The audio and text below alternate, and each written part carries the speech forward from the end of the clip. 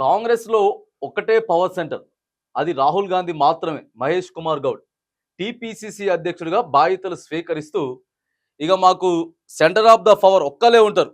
కాంగ్రెస్ పార్టీలా కేవలం రాహుల్ గాంధీ తప్ప, కింద మేమంతా కూడా కార్యకర్తలమే అని చెప్పి నిన్న పీసీసీ అధ్యక్షుడు బాధ్యతలు తీసుకున్నప్పుడు చక్కగా మాట్లాడిండు మహేష్ కుమార్ గౌడ్. మరి నిన్న మన ముఖ్యమంత్రి గారు ఏం మాట్లాడిండో చూద్దాం. కాంగ్రెస్ కార్యకర్తలను గెలిపించుకుంటాం. మా కేడర్ జోలికి వస్తే ఒళ్ళు చింతపండే.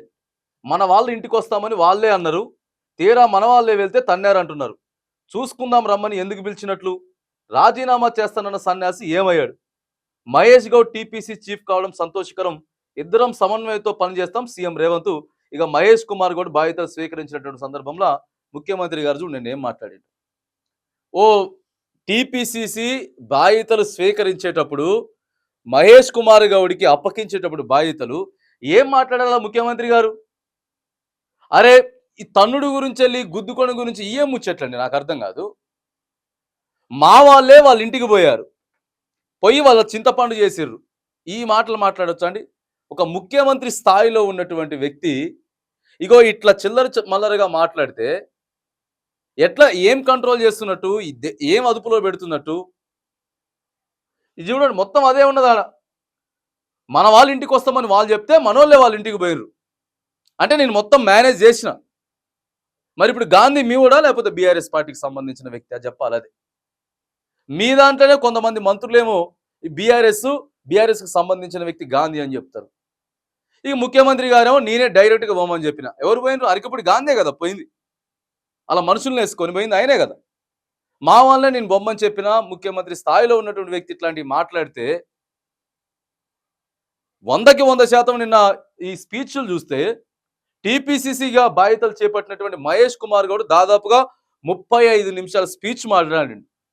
ఫస్ట్ నుంచి ఎండింగ్ వరకు కూడా చాలా జాగ్రత్తగా ఆచితూచి ఇగో ఇలాంటి దాడుల గురించి, రాజకీయ పార్టీలు అంటే ఎట్లా పోవాలి, రాజకీయ నాయకులు అంటే ఎట్లా పోవాలి, ఆయన 40 ఏళ్ల ప్రస్థానం ఏంటిది అనేది ఎంత క్లియర్గా మాట్లాడిందంటే అంత క్లియర్గా మాట్లాడింది.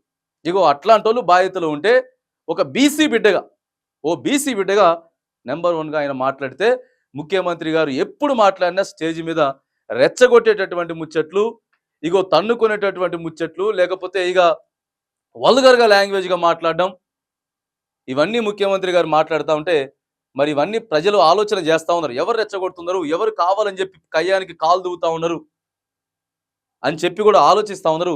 ముఖ్యమంత్రి గారు ఇగో ఇలాంటి మాటలు దయచేసి ఎప్పటికైనా సరే బంద్ చేయాలి. ఒక బాధ్యతాయుతమైనటువంటి స్థానంలో మీరున్నప్పుడు కంట్రోల్ చేసేటటువంటి మాటలు, అదుపులో ఉండగలిగేటటువంటి మాటలు, ప్రతి విమర్శలు ఉండాలి. కానీ ఇష్టానుసారంగా మాట్లాడితే ఈ టీపీసీసీ గారు ఆయన ఈజీగా ముఖ్యమంత్రి కావచ్చు.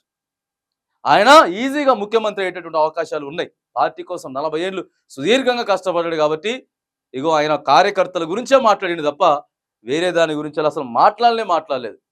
ఆయన కూడా మాట్లాడిండు. కౌశిక్ రెడ్డి అరికపూడి గాంధీకి సంబంధించిన ఇష్యూ కూడా మాట్లాడింది. కానీ ఎంత సున్నితంగా మాట్లాడిండు, మీరెంత రఫ్గా మాట్లాడుతూ ఉన్నారు. అది ఇవాళ ఏదో మీకు తాత్కాలికంగా ఆనందం ఉండొచ్చు, కానీ అది ఒకసారి డెప్త్కి వెళ్తే మాత్రానికి చాలా ఇబ్బంది అయ్యేటటువంటి పరిస్థితులు ఉన్నాయి. ఇక బీసీ లెక్కలు కూడా తెలుస్తూ ఉన్నాం. 4 నెలల్లో బీసీ కులగణన చేసేస్తాం. కులగణన అయిపోయిన తర్వాతనే స్థానిక సంస్థల ఎన్నికలకు పోతామని చెప్పేసి ఇక నిన్న కూడా ఇదంతా జరిగింది. నిన్న కూడా ఈ కార్యక్రమంలో మరి టీపీసీసీ గారు చాలా బాగా మాట్లాడుతూ ఉన్నారు. ఒక రాజకీయ పరమైనటువంటి నాయకుడు, ఇగో ఒక హోందాగా కలిగినటువంటి నాయకుడు ఎట్లా మాట్లాడుతూ ఉన్నాడు, ఆ తర్వాత ముఖ్యమంత్రి రేవంత్ రెడ్డి గారు ఎట్లా రెచ్చగొట్టేటటువంటి మాటలు మాట్లాడుతూ ఉన్నది కూడా నిన్న వ్యత్యాసం తెలంగాణ రాష్ట్ర ప్రజలు చూశారు.